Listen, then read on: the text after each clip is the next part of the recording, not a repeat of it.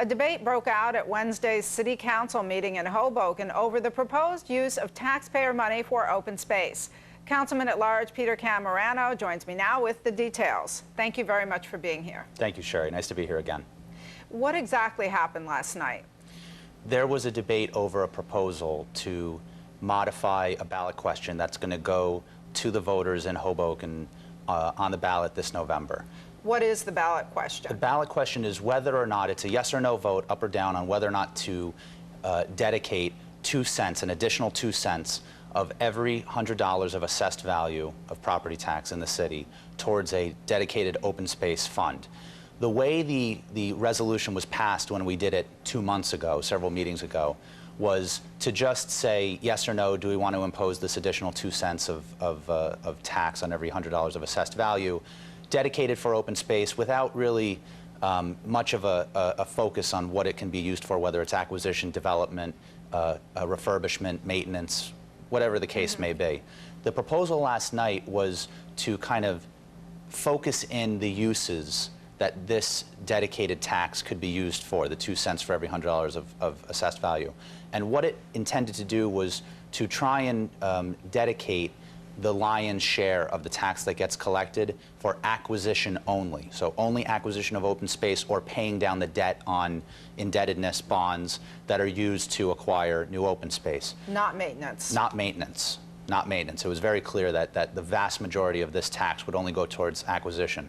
What I personally found objectionable about the proposed amendment to the ballot question was that if you look at the city of Hoboken in total, there's very few places left. All sides agree on this. There's very few places left where acquisition of open space is possible. Acquisition of really any meaningful amounts of acreage is possible. So knowing that those areas are isolated in certain parts of the town, and namely it's in the 4th Ward, in the 5th Ward, and a little bit in the 2nd Ward, the other wards that already have existing open space, the 6th Ward, the 1st Ward, those places are not going to be able to take advantage of this tax money at all. And in fact, we'd be tying the city council's hands, tying the city's hands in terms of the money that can be spent on this. So for instance, somebody who wants to buy the Cognis site in the 5th Ward would be able to have access to this open space fund. However, if Councilman Giacchi or whoever else is the councilman in the 6th Ward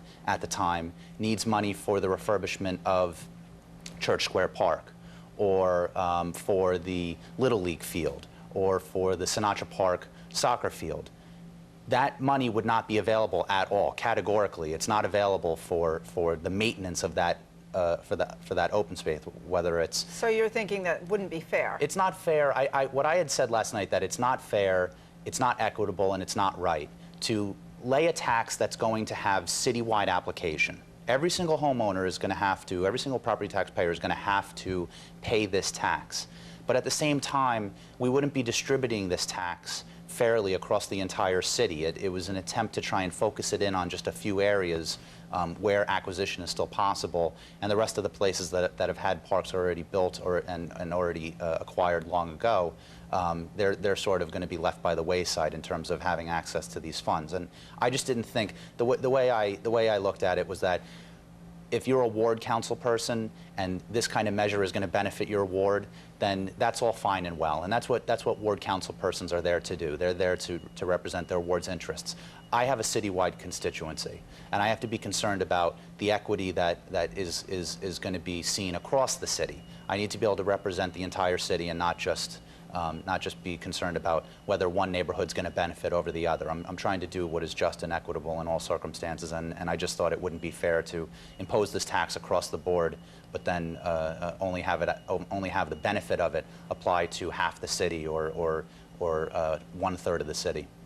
So what happened exactly? What was the conclusion? It was very curious, actually, Sherry. It was we had an hour-long debate. It was a lot of public speakers. And a lot of back and forth among the council members over this question, over this proposed resolution. And ultimately, after at least an hour of debate, it was withdrawn by its sponsors.